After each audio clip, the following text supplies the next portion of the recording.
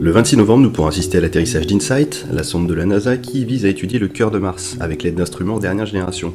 Mais avant même de parvenir à les utiliser, il va falloir surmonter plusieurs défis. Parmi les 14 missions qui visaient la surface de Mars, seuls 8 sont parvenus à destination pour accomplir leur mission. En effet, Mars c'est un peu la bête noire de l'exploration spatiale. Sur 43 missions planifiées, seules 18 furent couronnées de succès. Ça donne des probabilités assez inquiétantes de l'ordre de 50% de chances de réussite. Tu as une vingtaine de missions vers Mars, l'agence américaine a acquis beaucoup d'expérience quant à la gestion de la réentrée atmosphérique et de l'atterrissage. Et il ne faut surtout pas oublier que la plateforme d'InSight a déjà fait ses preuves avec l'atterrissage Phoenix, qui s'est posé avec succès en 2007. C'est en 2017 qu'a été lancée la sonde InSight depuis les États-Unis avec l'aide de la fusée Atlas V. Depuis cette date, la sonde est en transit entre la Terre et Mars sur une trajectoire de transfert. Et à l'heure où je vous parle, la sonde est à quelques 600 000 km de Mars, soit un peu plus de 2 fois la distance Terre-Lune. Et les dernières corrections de trajectoire sont envoyées vers la sonde pour l'amener en direction de son site d'atterrissage. Réussir à prévoir une trajectoire sera très complexe, tellement complexe que la sonde vise une large ellipse de 130 km par 30. La sonde devra décélérer grâce à l'atmosphère martienne, en effectuant ce qu'on appelle un aérofreinage. Et c'est le bouclier thermique qui se chargera de dissiper la chaleur de la réentrée atmosphérique. Bouclier thermique qui est plus dense qu'habituellement. En effet, la sonde étant prévue pour se poser lors de la saison hivernale, il y a plus de risques de traverser une tempête de sable qu'en saison estivale. La densité de ce bouclier lui permettra potentiellement de survivre à un décapage en règle par une de ces tempêtes. C'est à approximativement 1500 km/h que le parachute se déploiera. Plus de 5 tonnes de pression seront exercées sur les suspentes du parachute à ce moment-là, et la vitesse descendra jusqu'à 200 km/h. Ensuite, le bouclier thermique se détachera, et la sonde sera exposée aux éléments. À 1200 mètres du sol, le lander se séparera de la coque et tombera en chute libre, jusqu'à ce que les moteurs s'allument. Un déplacement latéral sera effectué dès l'allumage, de manière à ce que la structure supérieure et le parachute ne retombent pas sur l'atterrisseur. Avec l'aide de ces instruments embarqués, la sonde déterminera ensuite sa position et sa zone d'atterrissage. Et à partir de là, il s'agira de supprimer la vitesse horizontale et verticale, de manière à se poser en douceur. Si la totalité de ces étapes se déroule parfaitement, la mission à proprement parler pourra commencer. L'objectif de cette mission est de déterminer la composition précise de Mars, aussi bien au niveau des roches, qui composent les différentes épaisseurs de la croûte, que de son noyau interne. Mieux comprendre la façon dont cet ensemble se comporte nous permettra de mieux comprendre les mécanismes qui ont conduit Mars vers l'arrêt de son noyau, et ainsi établir des parallèles avec l'activité géologique de la Terre dans son passé, son présent et son futur. Un des outils principaux et qui permettra d'étudier tout ça sera SEIS, le sismomètre français développé par le CNES et ses partenaires. Il servira à déterminer la taille, la composition et l'état du noyau, déterminer l'épaisseur et la structure de la croûte, mesurer la force, la fréquence et la distribution géographique de l'activité sismique interne à la planète, ou encore de mesurer la fréquence des impacts de météorites à la surface de Mars. How do you prepare humans for that kind of exploration? We've begun the rebalanced mass jettison. You send them to the Arctic to get stranded while attempting to cross the Northwest Passage.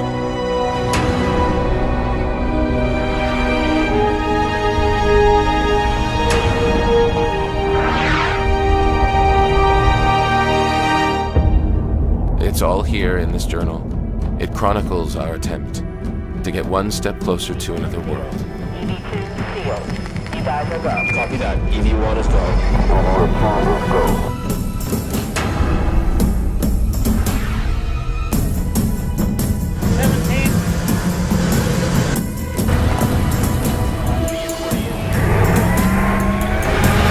Show 9 gallons.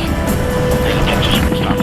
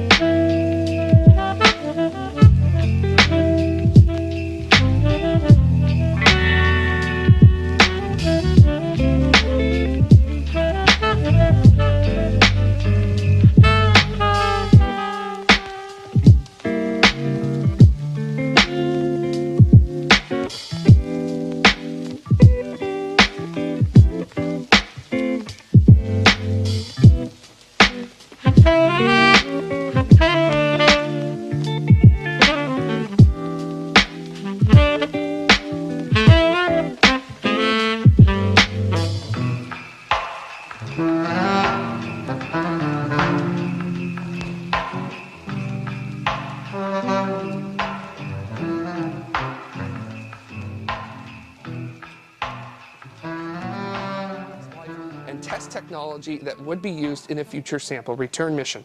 Mission managers within CNSA have said that the data gathered by Tianwen-1's orbiter and rover will be made publicly available. And that orbiter has a planned mission duration of 2 years, and the rover is expected to last 90. Martian Propulsion Laboratory has certainly made the most advanced mission being launched in this window.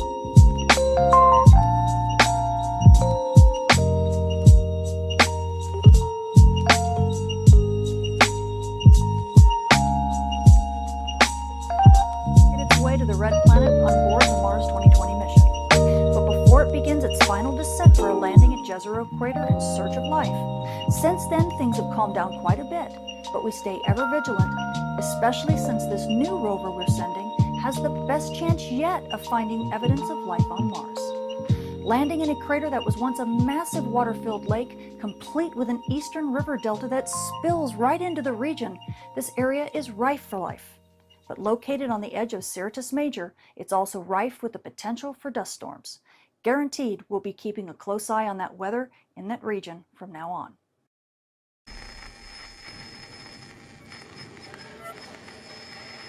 L'existence de la vie ailleurs que sur la Terre alimente depuis longtemps les mythes et les légendes.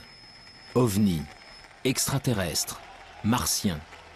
Les auteurs de science-fiction ou les témoins d'événements anormaux véhiculent cette idée qu'un jour, une rencontre avec des êtres venus d'une autre planète est possible. Pour découvrir si cette idée relève du fantasme ou de la réalité, c'est l'univers tout entier qu'il faudrait parvenir à explorer. Mais les énigmes qui l'entourent sont nombreuses. Créé lors du Big Bang, il y a environ 13,5 milliards d'années, il est tellement vaste que nous n'en connaissons même pas les dimensions. À l'intérieur se trouveraient des centaines de milliards de galaxies, et dans ces galaxies, des centaines de milliards d'étoiles. Notre Soleil et les 8 planètes qui gravitent autour ne sont donc que quelques grains de poussière dans le cosmos. Alors, où commencer cette quête de la vie ailleurs? Dans quelle direction regarder? Et que chercher?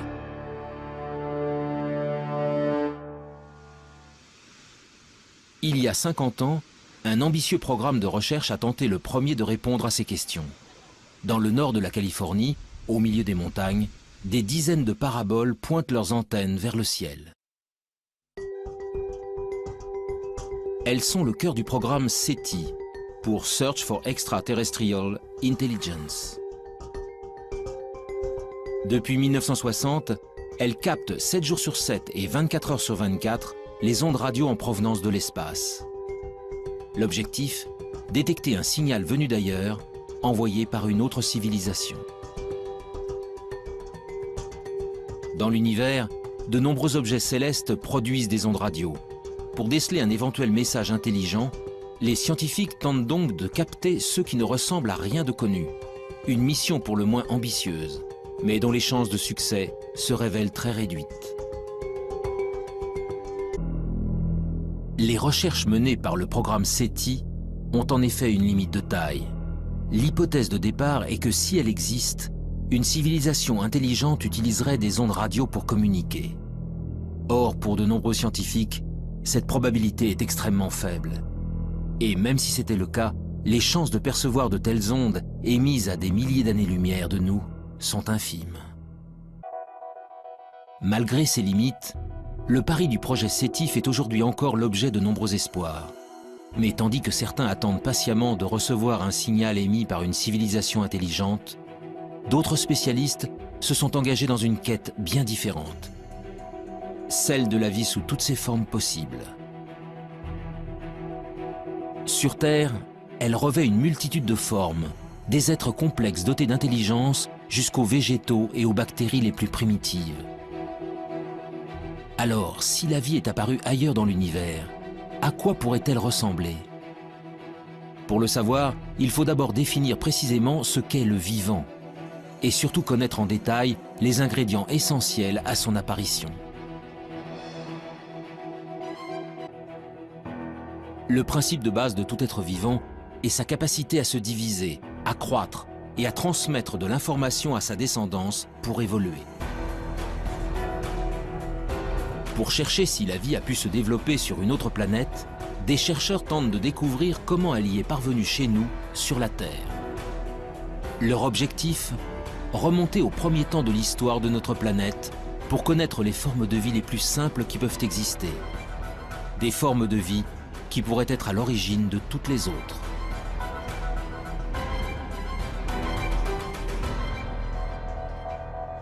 Nous sommes au Centre de biophysique moléculaire d'Orléans. Ici, la géologue Frances Westall et son équipe étudient d'étranges cailloux, des roches d'origine volcanique, vieilles de plusieurs milliards d'années. Dans les deux roches qu'on a ici, il y a une roche qui vient d'Australie.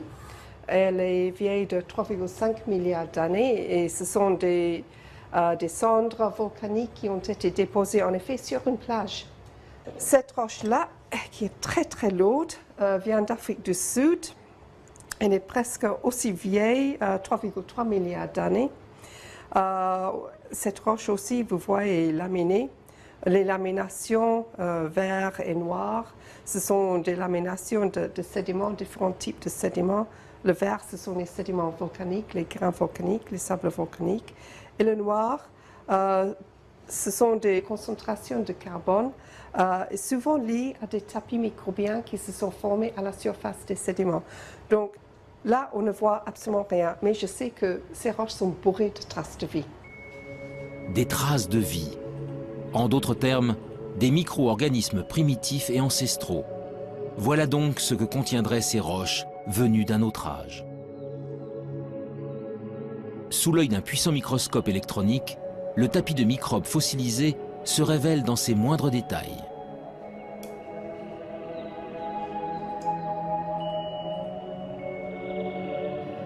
Oui, ici on voit tous les filaments qui ont formé la surface de ce tapis. Tous les filaments sont en orientation, comme ça. Comme si elles ont été entraînées dans un flux d'eau. Il s'est formé sur la plage, dans une petite ruisseau qui sortait d'une source hydrothermale. Et en effet, c'est l'écoulement de ces fluides riches en silice de la source hydrothermale qui a tué le tapis et l'a fossilisé. C'est le plus vieux tapis microbien vraiment bien préservé en 3 dimensions. Il n'existe pas un autre exemplaire au monde pour le moment. Ces bactéries filamenteuses de quelques micromètres de long sont donc les êtres vivants les plus primitifs jamais découverts. Des organismes simples, à partir desquels ont peut-être évolué les millions d'espèces qui peuplent aujourd'hui la Terre.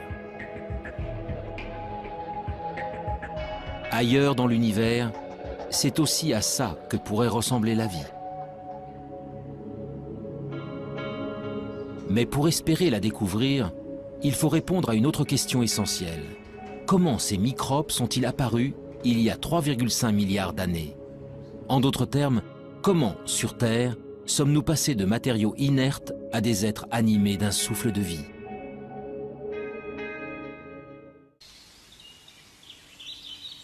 L'instant décisif où la vie a fait son apparition pour la toute première fois restera longtemps encore un mystère. Mais depuis plusieurs décennies, les biologistes ont malgré tout avancé à pas de géant dans leur compréhension de l'émergence du vivant.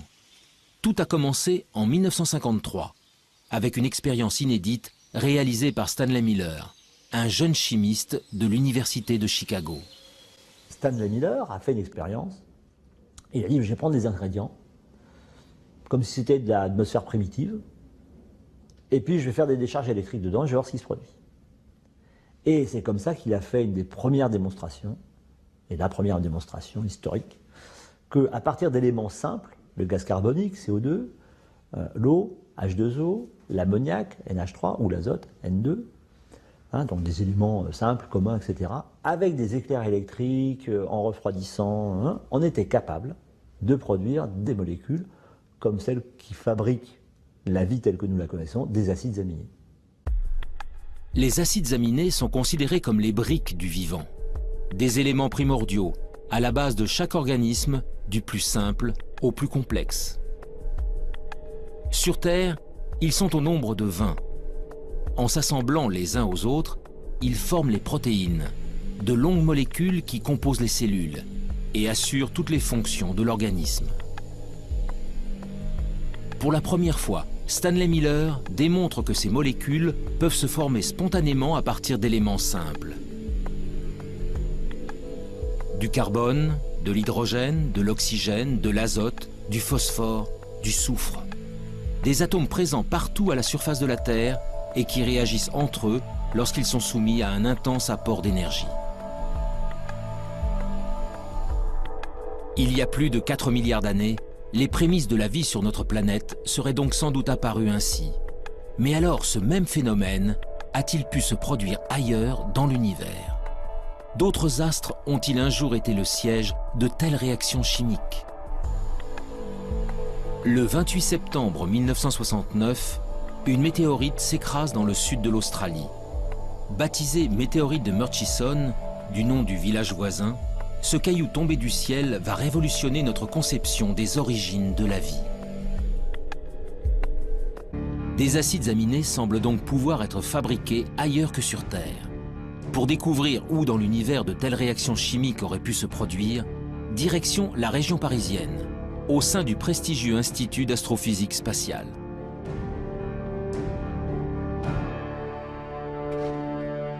Ici, Louis Dandecourt et son équipe s'intéressent depuis de longues années à des corps célestes bien particuliers, les comètes. En ce qui concerne les comètes, eh bien disons, ce sont au moment de la formation des planètes, tout ne s'est pas formé en planètes, hein, il est resté énormément de micro-planètes qui ne se sont pas complètement formées, qui se sont agrégées. Donc tous les grains qui sont des grains souvent de matière minérale, des grains de sable à la limite, se sont recouverts d'eau sous forme de glace, bien entendu, hein, c'est pas de l'eau liquide. Et ces objets, quand ils se rapprochent près du Soleil, la glace fond, elle pousse les poussières qui se sont agglomérées au départ, et c'est ces poussières qui font qu'on voit une très belle queue sur les comètes. Ces agrégats de roches venus du fond des âges, Louis Dandecourt tente d'en reproduire la structure dans son laboratoire. Son objectif? Savoir si, au cœur des astres glacés se cachent, comme sur certaines météorites, les briques essentielles à l'apparition de la vie. À l'intérieur de cette petite enceinte sous vide, le chercheur injecte un mélange de gaz identique à ceux présents sur les comètes. De la vapeur d'eau, du méthanol, de l'ammoniac, du monoxyde de carbone. Puis il fait descendre le thermomètre jusqu'à -196 degrés, soit précisément la température régnant dans le vide intersidéral, aux confins de notre système solaire. C'est ainsi qu'il reconstitue artificiellement de la glace cométaire.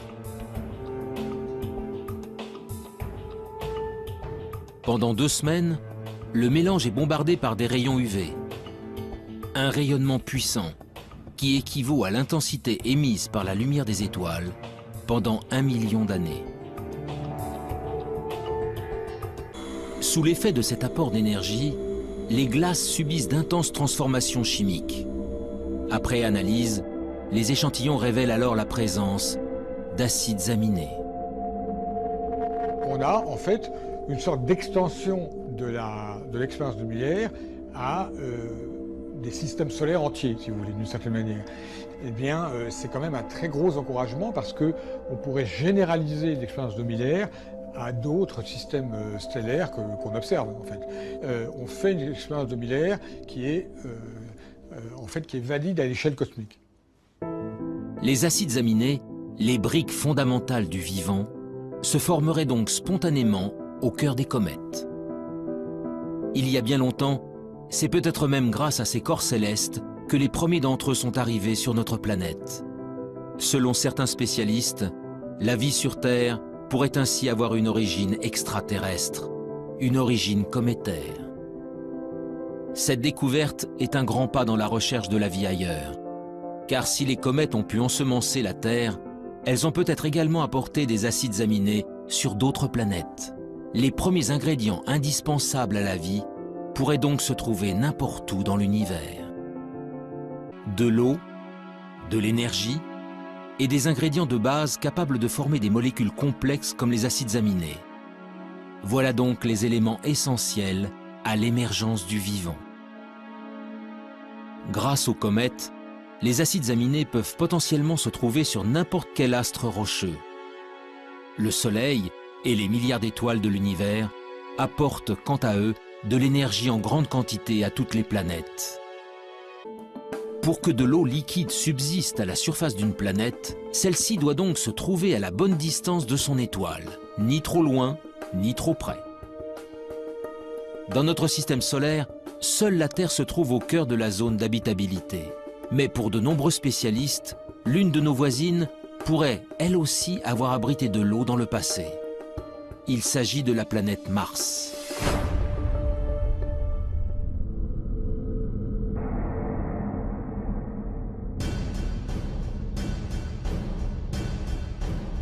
Aujourd'hui, Mars est un désert hostile et froid. À sa surface, une atmosphère toxique et un désert rouge battu par des vents violents. Mais en se rapprochant, les traces d'un passé bien différent se révèlent. Des fleuves asséchés, des canyons, des deltas. Autant d'indices démontrant qu'autrefois, l'eau coulait à flot sur la planète rouge. Mars est en réalité à l'extrême limite de la zone habitable de notre Soleil. Il y a plusieurs centaines de millions d'années, elle était ainsi recouverte d'un vaste océan. Alors, cette eau aurait-elle permis à une vie extraterrestre de s'y développer? Et si oui, des organismes vivants ou fossilisés subsistent-ils encore quelque part? Depuis quelques décennies, la planète Mars fait l'objet de toutes les attentions. Américains, Russes, Européens y ont déjà envoyé près de 50 missions pour en percer les mystères. La dernière en date s'appelle Curiosity.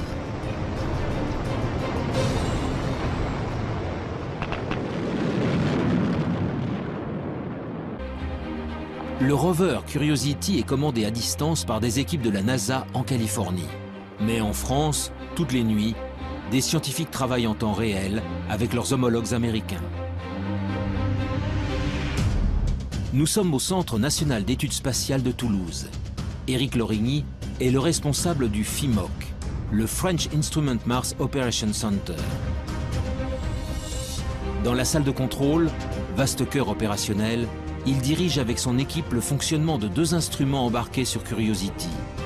Leurs noms, SAM et KEMCAM.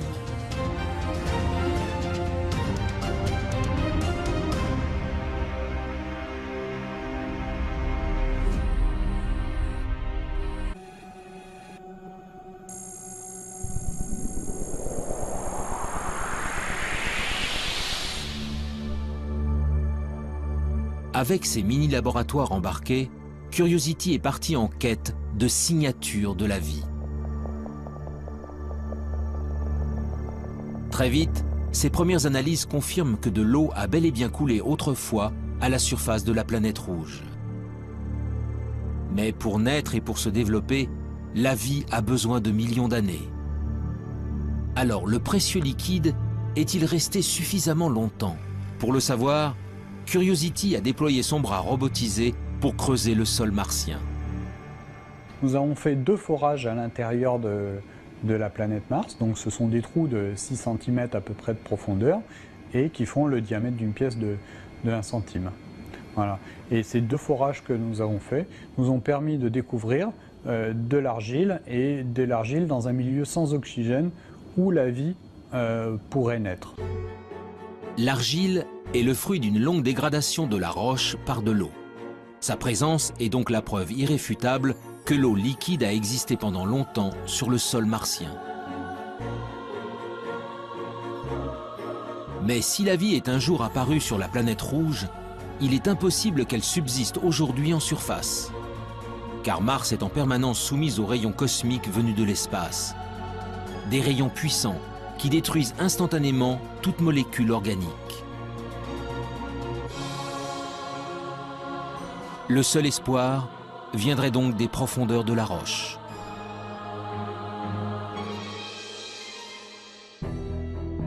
Le 8 février 2013, à quelques centimètres sous la surface, Curiosity a mis en évidence la présence d'un monde plus hospitalier. Des roches gris-vert, non oxydées, bien à l'abri des rayonnements nocifs. Pour l'heure, le rover n'y a décelé aucune trace de vie, ni même d'acides aminés. Mais ces premiers indices ont encouragé les scientifiques à poursuivre leur quête. Le planétologue Pierre-William Bousquet est à la tête des opérations. On considère que La vie, si elle existe encore dans le sous-sol, doit être au moins enfouie à 1 mètre, 1 mètre 50. Donc Curiosity, sa foreuse ne permet pas d'aller aussi profondément. Et de ce point de vue-là, il faudra attendre la mission ExoMars, qui est équipée d'une foreuse qui sera capable de creuser jusqu'à 2 mètres de profondeur pour trouver des formes de vie fossiles qui seraient mieux conservées et éventuellement trouver des formes de vie au présent s'il en existe encore. Cette foreuse permettra à ExoMars d'effectuer des prélèvements réguliers à une profondeur jamais atteinte. Grâce à une batterie d'instruments embarqués, il analysera ensuite les échantillons, en quête du moindre indice de vie actuelle ou fossilisé. En attendant que la planète rouge ne livre tous ses secrets, la recherche de la vie extraterrestre continue ailleurs dans le système solaire.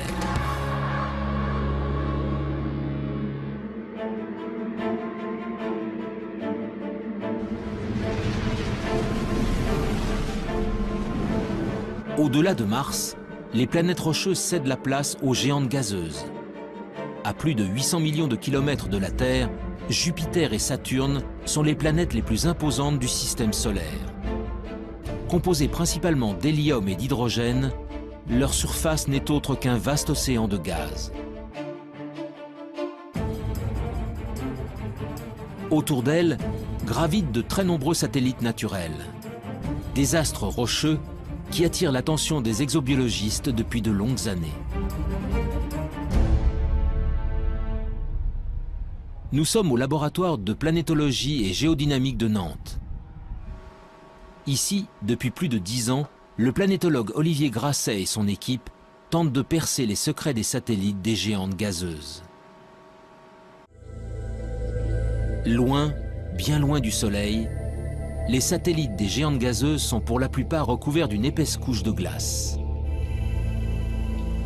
Mais en 1979, la sonde Voyager 1 découvre Europe, la 6e lune de Jupiter. Les clichés révèlent alors une surface extrêmement lisse, la plus lisse de tout le système solaire, parcourue par de mystérieuses lignes sombres. 15 ans plus tard, la mission américaine Galileo livre des photos en haute résolution et vient approfondir ses observations.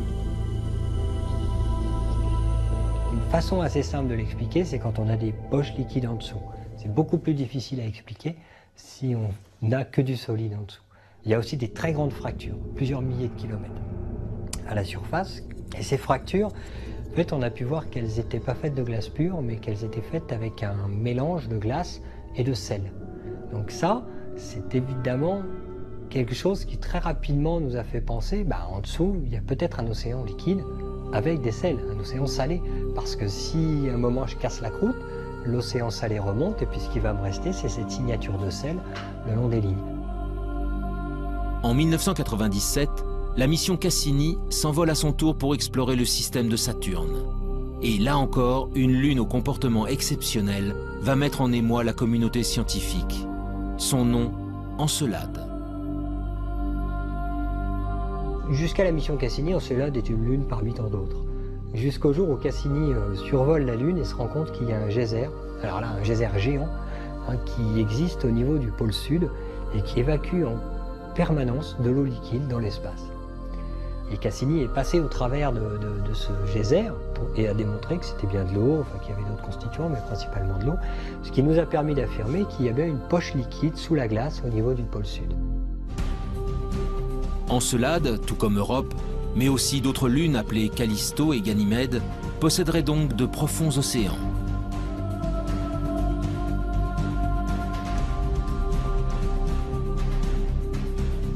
Mais cette eau est enfouie sous des kilomètres de glace dans l'obscurité la plus totale. Dès lors, peut-elle malgré tout héberger des êtres vivants? Sans aucun apport de lumière, la vie est-elle capable de subsister? Pour les spécialistes, ces organismes ultra résistants seraient donc capables de survivre dans les océans enfouis des satellites glacés. Mais pour que de telles formes de vie apparaissent, un autre élément se révèle essentiel. Cette eau liquide doit être en contact avec des roches, de la matière minérale susceptible d'apporter les molécules de base à la chimie du vivant. Une nouvelle question s'est alors posée aux scientifiques. ces océans profonds reposent-ils bel et bien sur un fond rocheux? Après de nombreux calculs, la réponse est apparue. Pour Ganymède et Callisto, cela est impossible. En fait, ces lunes sont vraiment très grosses. Et l'hydrosphère, c'est-à-dire la glace plus l'eau liquide, c'est jusqu'à 700 km d'épaisseur avant de trouver les roches. Et donc en fait, les océans dont on parle, qui sont sous la glace, ne sont pas sous toute la glace, ils sont juste sous la glace de surface. Mais ils ne sont pas non plus en contact avec les roches. Ils sont perchés, ils sont en sandwich en fait, entre de la glace au-dessus et de la glace en dessous. Europe et Encelade, en revanche, sont des astres beaucoup plus petits. Leurs caractéristiques se révèlent ainsi beaucoup plus intéressantes. Quand je m'enfonce, je vais traverser de l'eau sur 100 km à peu près. Puis je vais trouver des roches sur, on ne sait pas exactement, mais 800 km, 900 km. Alors ces 100 km d'eau sont en fait à séparer en deux entités. Il y a la croûte de glace, parce qu'il fait extrêmement froid en surface, donc forcément il y a de la glace. Et puis, quelques kilomètres en dessous, ou quelques dizaines de kilomètres en dessous, on va trouver de l'eau liquide. Cette eau liquide, elle, va être en contact avec les roches. Sur Europe et Encelade, tous les ingrédients semblent réunis pour que la vie puisse se développer. Alors, allons-nous un jour découvrir des êtres vivants dans les entrailles de ces lunes gelées? Des micro-organismes identiques à ceux présents sur Terre, au fin fond des océans?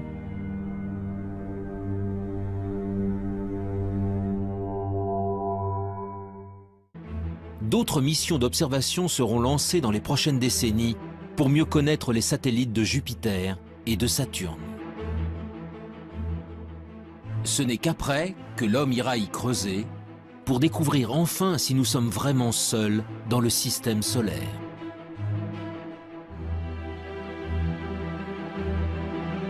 Mais la quête de la vie ailleurs ne s'arrête pas aux astres tournant autour du Soleil. Bien au-delà de Pluton, à des années-lumière de la Terre, il existe des milliards d'autres soleils, entourés de milliards de planètes. Parmi elles, il existe peut-être une sœur jumelle de la Terre, une planète rocheuse située exactement à la bonne distance de son étoile. Un monde habitable où des êtres vivants pourraient prospérer. Mais comment le savoir? Par quels moyens peut-on détecter des astres aussi lointains, ce que l'on appelle des exoplanètes? On ne pourra que les observer.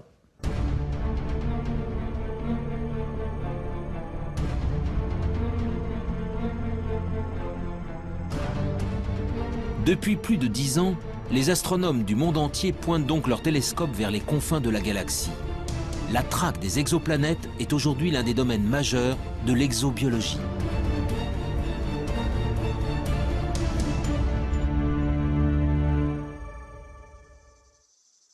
Dans le sud de la France, à l'Observatoire de Haute-Provence, Rodrigo Diaz et son équipe s'apprêtent à passer une nuit entière à observer les étoiles.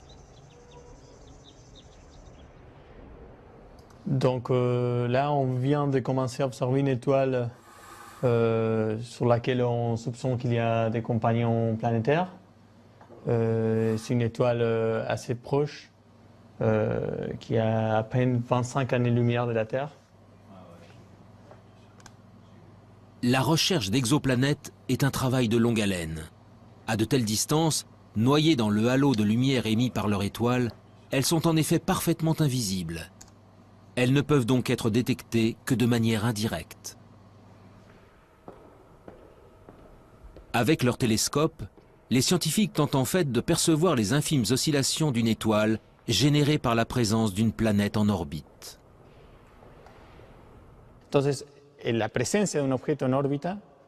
présence d'une planète en orbite provoque un mouvement de l'étoile. Et c'est ce mouvement que nous essayons de détecter avec ces instruments. Cela nous permet de prouver la présence d'une planète en orbite. Mais voir une étoile bouger à des millions de kilomètres de la Terre n'est pas chose facile. Pour y parvenir, les chercheurs utilisent une méthode bien particulière, baptisée technique des vitesses radiales. On utilise un effet physique connu qui s'appelle l'effet Doppler. C'est ce qu'on peut entendre quand une automobile ou les sirènes d'une ambulance passent devant nous. Avec la vitesse, la fréquence du son émis change. Avec la lumière, il se passe exactement la même chose.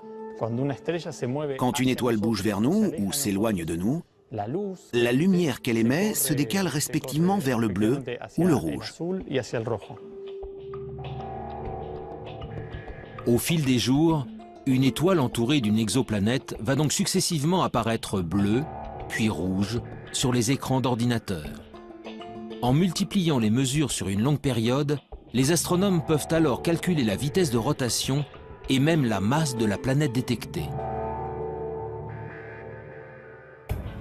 Mais toutes ces informations ne permettent pas de répondre à la question essentielle. L'exoplanète est-elle similaire à la Terre?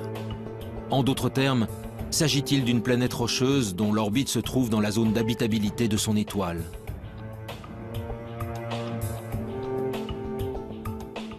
Pour le savoir, il faut recourir à une autre méthode d'observation et s'extraire de l'atmosphère terrestre qui trouble la vision. En 2006, l'Agence spatiale européenne a ainsi lancé un nouveau satellite, son nom COROT. Quelques années plus tard, il fut suivi par un autre appareil mis au point par la NASA et baptisé Kepler. Ces deux engins à la pointe de la technologie sont de véritables chasseurs d'exoplanètes. Les yeux rivés vers l'espace, ils scrutent simultanément des dizaines de milliers d'étoiles. Leur objectif, détecter la survenue de mini-éclipses. Des éclipses causées par le passage d'une planète juste devant son étoile, que les scientifiques appellent des transits.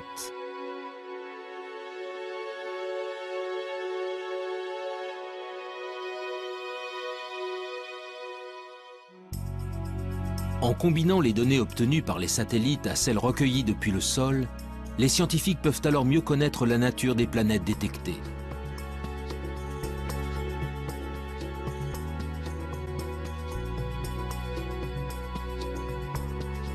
Et après seulement 20 années de recherche à l'échelle internationale, la moisson se révèle spectaculaire.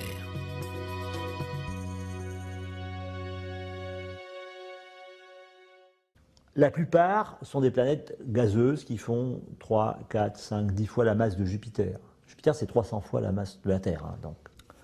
Par la méthode des transits et par d'autres méthodes, on a réussi à détecter des planètes qui font à peu près 10 fois la masse terrestre. Donc on a découvert des planètes qui étaient telluriques, rocheuses. Parmi la multitude d'astres décelés, une douzaine de planètes rocheuses suscitent un intérêt tout particulier. Gliese 581G, Kepler 62e, HD 40307G. Derrière ces noms presque imprononçables se cachent des planètes situées selon toute vraisemblance au cœur de la zone d'habitabilité de leur étoile. Aux confins de la galaxie, ces cousines de la Terre possèdent donc peut-être une atmosphère, un océan d'eau liquide et tous les ingrédients nécessaires à la vie.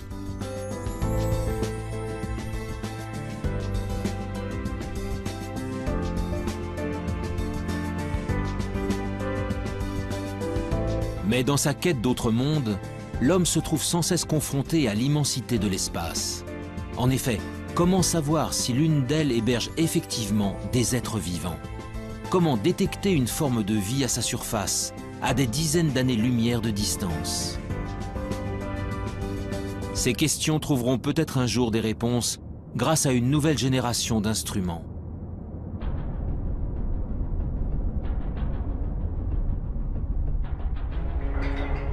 Depuis plusieurs années, l'Agence spatiale européenne s'est lancée dans la construction d'un télescope hors du commun.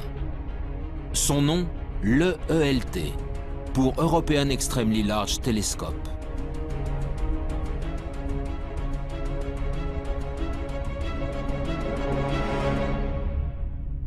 C'est notamment le cas de Pierre-Olivier Lagage, responsable du service d'astrophysique du commissariat à l'énergie atomique.